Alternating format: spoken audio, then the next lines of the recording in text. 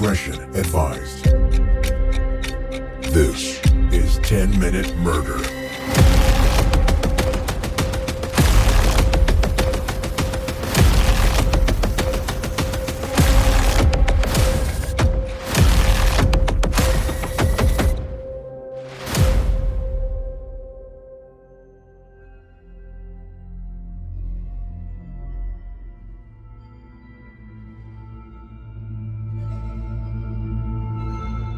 "36-year-old professional football player Steve McNair enjoyed a successful and lucrative career in the NFL. The Houston Oilers drafted him 3rd overall in 1995, and 2 years later he was named their regular starting quarterback when the team moved to Nashville and was renamed to the Tennessee Titans. He was given the nickname Air McNair and played a total of 13 seasons in the NFL, 11 for the Titans and 2 more with the Baltimore Ravens, before he announced his retirement from football in 2007. At the time of his retirement, Steve had been married to his wife, Michelle, for a decade, and the two of them had 2 sons together. "It's been a great ride," he said after his last game.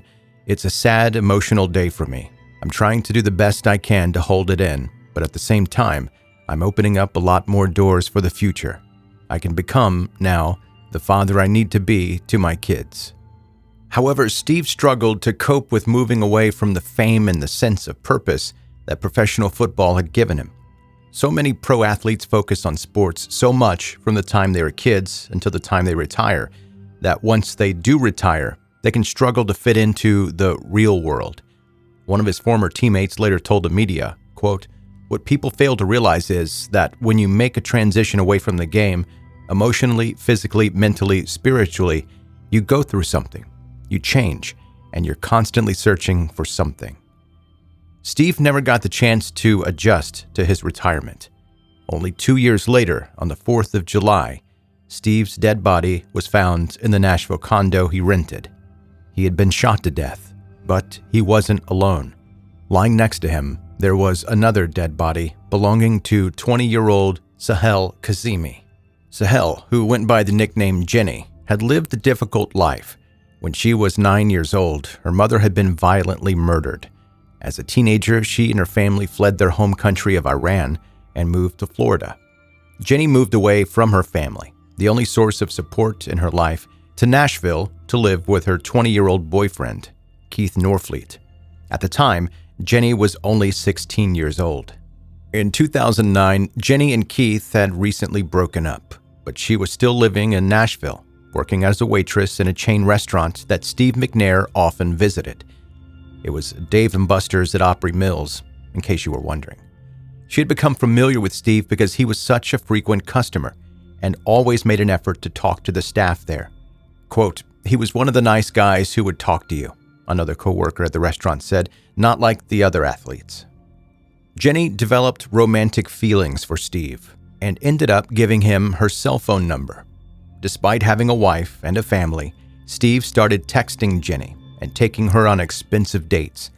The nature of their relationship made their different lifestyles obvious. Jenny was a 19-year-old who worked a minimum wage job, and Steve was a famous athlete in his 30s who owned multiple properties and businesses. He took Jenny with him on luxurious vacations, and when she turned 20, he bought her a new car, a Cadillac Escalade. Jenny was naturally excited to tell her family back in Florida that one day she and Steve would get married and buy a house together. While Jenny was smitten with Steve, her family didn't feel the same way. They were skeptical. None of her family members were fans of the NFL, so they weren't impressed with Steve's name, career, or status. Mostly they were concerned about the fact that Steve was married with a family of his own and didn't seem to plan on leaving his wife for Jenny. Steve's lack of commitment wasn't the only source of stress in Jenny's life. When Steve had gifted her the Cadillac, I'm using air quotes on gifted, he also arranged for her to make monthly payments on the car, which was in both of their names. Jenny still hadn't sold her own car, and the costs kept piling up. Side note, if you give someone a gift and that gift is a huge car payment, are you really giving them a gift? Anyway, she had been living in an apartment with a roommate, splitting the $1,000 monthly rent between the two of them. But then the roommate moved out, leaving Jenny struggling to pay the whole sum herself. On the day that he died, Steve received a text from Jenny asking if he loved her, to which he responded, "I love you, baby." During that same conversation, Jenny confessed to Steve that she was stressed about money and couldn't afford paying for her cell phone bill. Steve responded by transferring Jenny a total of $2,000 and then went to visit her to check if she was okay. Despite Steve seeming to go out of his way to take care of Jenny, their relationship had not been easy. Throughout their affair, Steve had been struggling to keep Jenny a secret from his wife, Michelle.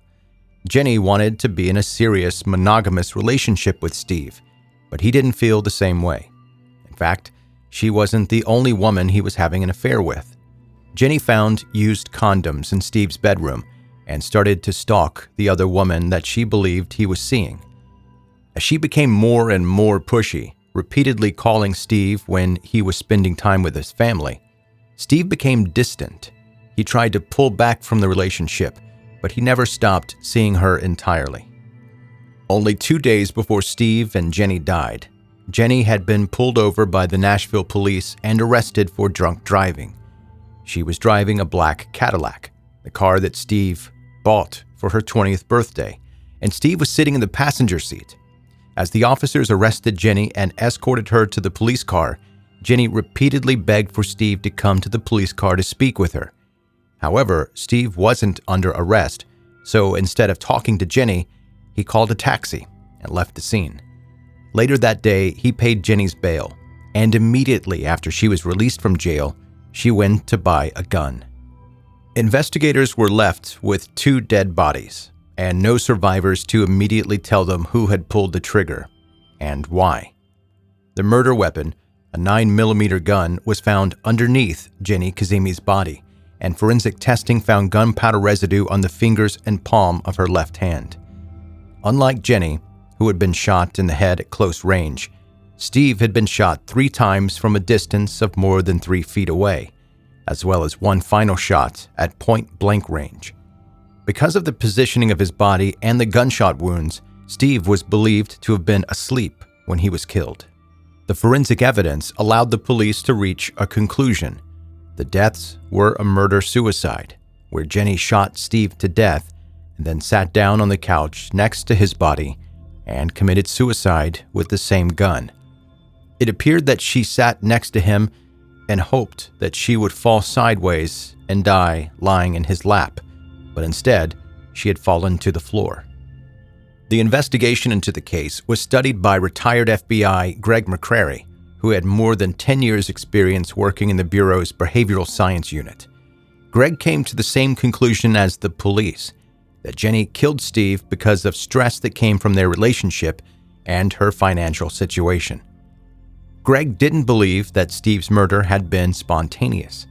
From Jenny's cell phone records and her decision to buy a gun, it appeared that she had decided that she was going to kill Steve before she met up with him that night. She had also shot him a total of 4 times, even though every one of the wounds would have been fatal on its own. Quote, "To me, shooting him more than once is kind of that revenge thing.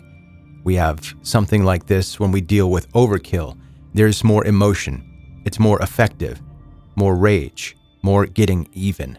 Whatever that motive may be." She hadn't just wanted to hurt Steve, she had shot him repeatedly, beginning when he was asleep on the couch, because she was determined to end his life.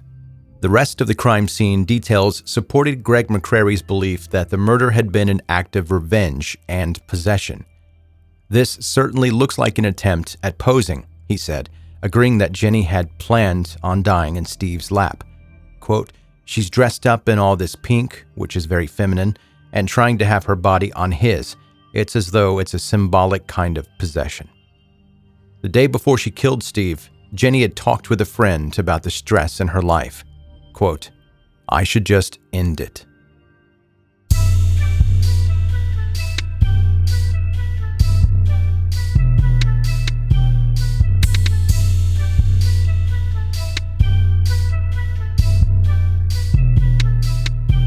That is 10 Minute Murder for today. Brief and bingeable true crime. I'm Joe. That's my name. I'm the host, and I really appreciate you taking the time to listen to my podcast today. If you're new to listening to 10 Minute Murder, welcome. Make sure you catch up on all the back episodes and get ready for the new one that is coming up next. If this is a binge listen and you're on to the next one, you can go right along to it. Or if you're listening to this on the day that it comes out, the next episode of 10 Minute Murder, I'm going to tell you about 3 members of a wealthy family who were shot to death by a calculated, careful killer. Only the youngest child of the family, 21-year-old Dana Ewell, survived. Was he behind the murders of his own family? You'll find out in the next episode of 10 Minute Murder. So make sure you hit subscribe wherever you're listening right now and connect with 10 Minute Murder on social media. See the pictures of what we talk about here on the podcast. If you enjoy the podcast, this episode, or the whole thing in general, make sure you leave a 5-star review any place that's possible. It helps the show grow, helps more people find 10 Minute Murder, and the more the show grows, the more time I have to put into episodes, and it makes the podcast better all around. So please do that. For all things related to 10 Minute Murder, you can go to 10minutemurder.com. That's it. Thank you for listening to another 10 Minute Murder podcast episode. I'll see you on the next one.